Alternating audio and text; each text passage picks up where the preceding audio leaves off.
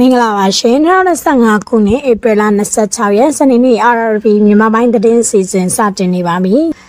ဒီကနေ့တင်ဆက်ပေးမယ့်သတင်းကတော့ပလောဝဒေတာခံမျိုးသမီးတို့ကိုအဓမ္မပြုကျင့်ခဲ့မှုအရခတတော်အေးဝန်ခံကျူးလွန်သူများကိုအေးအေးယူမိဟုဆိုတဲ့သတင်းကိုတင်ဆက်ပေးသွားမှာဖြစ်ပါတယ်။ကျွန်မချယ်ဒီဝင်းမှာအေးတိမ့်ပိုက်ထိန်ချုပ်ထားသောပလောဝမျိုးနယ်တွင်တပ်သားနှုတ်ဟာဒေတာခံမျိုးသမီးတို့ကိုအဓမ္မပြုကျင့်ခဲ့မှုအရခတတော်အေးကဝန်ခံချပြီးကျူးလွန်သူများကိုအေးအေးယူမိဟုပြောဆိုသည်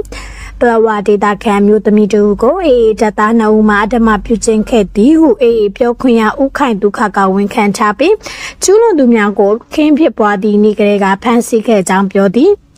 ကာယကံရှင်မျိုးသမီးမိသားစုဝင်များနဲ့ချင်းရက်ပတ်လူမှုဖွဲ့စည်းများမှတရားမျှတမှုရရှိရေးအတွက်အရေးယူပေးရန်တောင်းဆိုပြီးနောက်တွင်ဥခိုင်ဒုက္ခကယခုအမှုအားထုတ်ပြန်လာခြင်းဖြစ်သည်အရက်သေးစားတောက်စားပြီးမူရစ်နေသောတပ်ဖွဲ့ဝင်2ဦးသည်ချောင်းထဲမှရေချိုးနေသောအမျိုးသမီးတဦးကိုအဓမ္မပြုကျင့်မှုကျူးလွန်ခဲ့သည်ဟုအေအေပြောရေးဆိုခွင့်ရှိသူဥခိုင်ဒုက္ခကဝန်ခံခြင်းဖြစ်သည်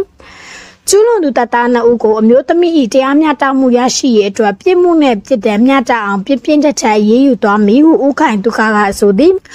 ဧပြီလ9ရက်နေ့နက်ပိုင်းတွင်ပလောဝမြို့နယ်စိန်စင်းကျွော်မှာအမျိုးသမီးတဦးကိုအရခကျတော်အေးတပ်ဖွဲ့ဝင်2ဦးကအဓမ္မပြုကျင့်ပြီးနောက်အမျိုးသမီးအားရှိနှင့်တရန်လှုပ်ဆောင်ခဲ့သည်ဟုချင်းအရက်ပတ်ဖွဲ့စည်းများကပြောဆိုထားကြသည်။ဥခိုင်ဒုက္ခကပြင်းပြင်းထန်ထန်အရေးယူမည်ဟုပြောဆိုထားတော်လဲမိတိပြစ်ဒဏ်ဖြစ်သည်ကိုတိတိကျကျထုတ်ဖော်ပြောဆိုထားခြင်းမရှိသည့်အပေါ်တရားစီရင်မှုကိုစိုးရိမ်မိကြောင်းမိသားစုဝင်များကပြောဆိုသည်။ပြစ်မှုကျူးလွန်သူများကိုထိထိရောက်ရောက်အရေးယူဆောင်ရွက်ပေးရန်နဲ့ကျူးလွန်ခံရသူအမျိုးသမီး၏ရုပ်ပိုင်းဆိုင်ရာနဲ့စိတ်ပိုင်းဆိုင်ရာလုံခြုံမှုကိုပေးစီလိုကြောင်းနဲ့မိသားစုဝင်များကိုလည်းလုံခြုံမှုပေးစီလိုကြောင်းဂျာကာလာခုမီချင်းလူမျိုးနွယ်စုများရေးရာအတိုင်ပင်ခံကောင်စီ